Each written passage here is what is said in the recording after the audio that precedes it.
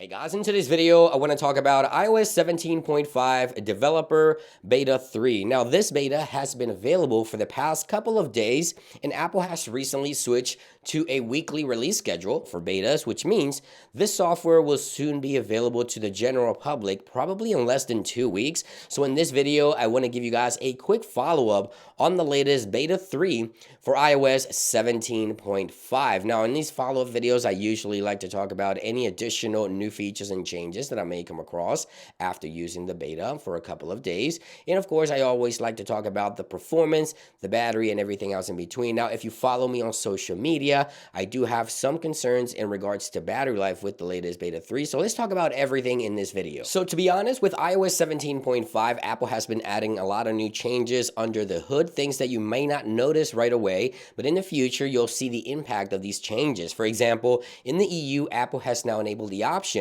for developers to distribute their apps directly through their websites. So in the EU, you'll be able to download apps directly from developer websites, something that Apple has enabled with the latest beta for iOS 17.5. Now, with 17.4, Apple enabled the ability to sideload third-party marketplaces, but now they've also added the ability to download apps directly from developer website. Now, for those of you that haven't been following, there's also a change happening with the podcast widget on the home screen. So if you have the Apple Podcast app installed and you click play on a specific podcast, you see that the widget changes color according to the thumbnail color of that podcast that you're listening to. So something minor, but something definitely new within iOS 17.5 and even on the latest Beta 3 still here. Now, another major new feature coming to iOS with iOS 17.5 is a new notification system that Apple is working with Google to bring to the iPhone and Android devices to stop unwanted tracking on mobile devices. So a third-party tracking notification system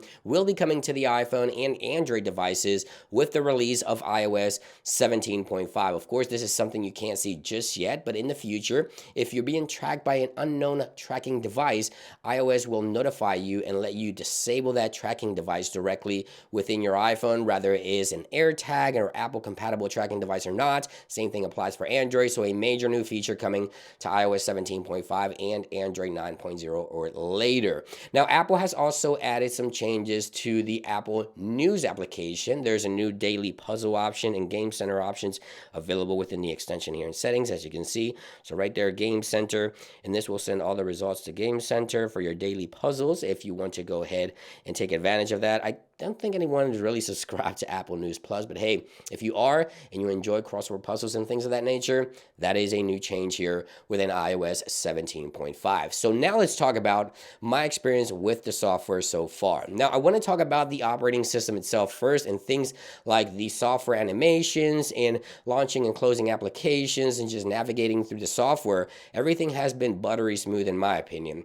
The problem lies within the battery. And let me show you this graph here. As you can see right here, this is the past couple of hours. I charged at 9 p.m. at night. And as you can see right there, in the morning when I woke up around 7:38 in the morning, my iPhone was completely dead. Now, there must be something that's running in the background, unfortunately, that's draining the battery of my iPhone overnight. As you can see again, charged up at 9 p.m., unplugged and let it run all the way into the morning, and you see that my iPhone is completely dead. Obviously, I wasn't using my phone or anything like that throughout those hours. So for some reason, the battery life on iOS 17.5 has been worse than any other beta for iOS 17.5, unfortunately. And hopefully this does not translate over to the official final release. Hopefully Apple will address this before 17.5 is officially available to the general public. Now, speaking of the software release, I want to talk about the expected release date for iOS 17.5. As I mentioned before, Apple is now on a weekly release schedule, which means Apple will soon be releasing 17.5. Now, today is Friday, as you can see right there, April 26th. So the next beta will most likely happen next week on the week of the 29th in form of RC, the release candidate, hopefully.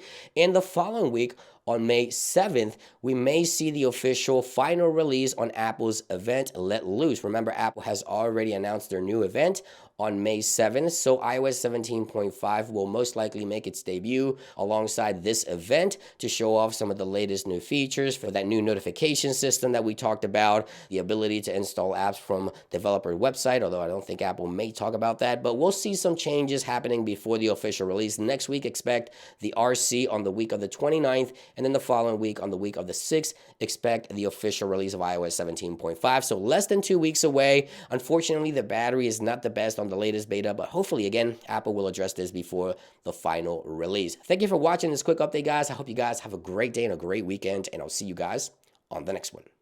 Peace.